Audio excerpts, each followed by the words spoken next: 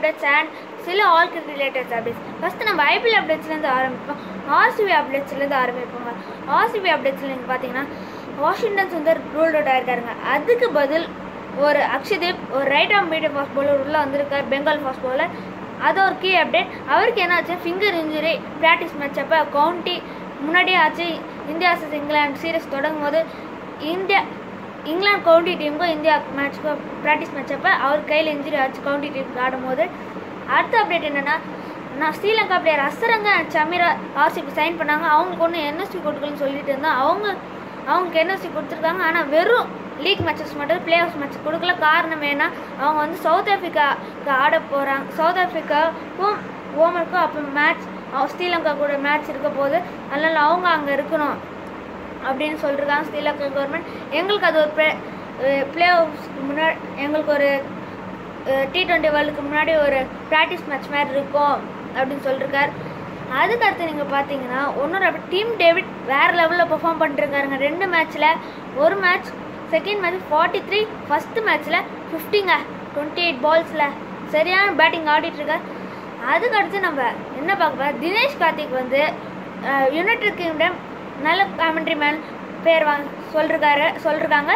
அதுக்கப்புறம் ஸ்ரேயஸ் ஐயர் சொல்லியிருக்காரு, இப்போ நான் ஐபிஎல் கப்பு வாங்கினது தான் என்னோட ஃபஸ்ட்டு இது. அதுக்கு அடுத்து T20 வேர்ல்டு கப்பில் ஒரு பார்ட் ஆஃப் ஸ்குவாடில் இருக்கணும். அதுக்கு அடுத்து சொல்லியிருக்காரு, டெஸ்ட் டீமில் நான் இடம் பிடிக்கணும்னு சொல்லியிருக்காருங்க. அது ஒரு முக்கியமான பாயிண்ட் நோட்டீஸ் பண்ணோம். ஏன்னா மிடில் ஒரு ரகானே ஃபார்மில் இல்லை, அந்த மாதிரி இப்போ கோலி புஜாரா ஃபார்முக்கு வந்திருக்காங்க.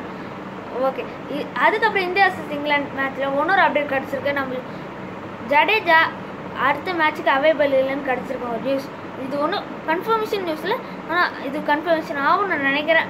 ஏன்னா ஜடேஜா ஹாஸ்பிட்டல்லேருந்து ஒரு ஃபோட்டோ வந்து அவருக்கு ஒரு நீ இன்ஜுரின்னு நான் கேள்விப்பட்டேன். ஒரு நீ இன்ஜுரி அஸ்வின் ரீப்ளேஸ் பண்ணலாம் அப்படின்னு நினைக்கிறேங்க. அதுக்கடுத்து இன்னொரு அப்டேட் என்னென்னா, சிபிஎல் ஆடுற ஆண்ட்ரூ ரசல் சரியான காட்டு ஃபார்ம் காமிச்சிருக்காங்க. 14 பாலில் 50 ரன்னுங்க. அது ஷிம்ரன் ரெட்மே நல்ல நாக்ஸ் ஆடிட்டுருக்காரு. அது டிசிக்கு எதிர்பார்ப்பாங்க டிசி டீம். அதுக்கடுத்து சுனில் நாராயண்கிட்ட ஒரு டீசென்ட் பர்ஃபார்மன்ஸ், டிஜே பிராவோக்கிட்ட ஒரு நல்ல பர்ஃபார்மன்ஸ். அவர் 1000 ரன்ஸ் மைல் ஸ்டோனை எட்டியிருக்காரு சிபிஎல்ல. அது ஒரு 6ஓட எட்டியிருக்காரு. அது ஒரு முக்கியமான பாயிண்ட். அதுக்கடுத்து இங்கிலாண்டில் இன்னொரு அப்டேட், இந்தியா vs இங்கிலாண்டில் Jos Buttler not available for India vs England 4th test 5th டெஸ்ட்னு நினைக்கிறாங்க. அது இன்னொரு அப்டேட். அதுக்கடுத்து நீங்கள் பார்த்தீங்கன்னா அதுக்கடுத்து ஸ்ரீலங்காவுக்கும் சவுத் ஆஃப்ரிக்காவுக்கும் மேட்ச் நடக்குது. அதுக்கான ஸ்குவாட் விட்டுருக்காங்க. அது நீங்கள் பார்க்கலாம். அதுக்கடுத்து ஸ்டூவர்ட் பெனி ஒரு நல்ல ஒரு இந்தியன் பிளேயர், ஆர்சிபி பிளேயர். அவர் எல்லா ஃபார்மேட்லேருந்து ரிட்டையர்மெண்ட் வாங்கியிருக்கார். இதோட நம்ம எல்லா அப்டேட்டும் முடிஞ்சிச்சு. நம்ம உங்ககிட்ட வீடியோ உங்களுக்கு பாய் ஃப்ரெண்ட்ஸ். சப்ஸ்கிரைப் பண்ணுறங்க, லைக் பண்ணுறங்க, ஷேர் பண்ணுறங்க மறக்காமல். Bye friends.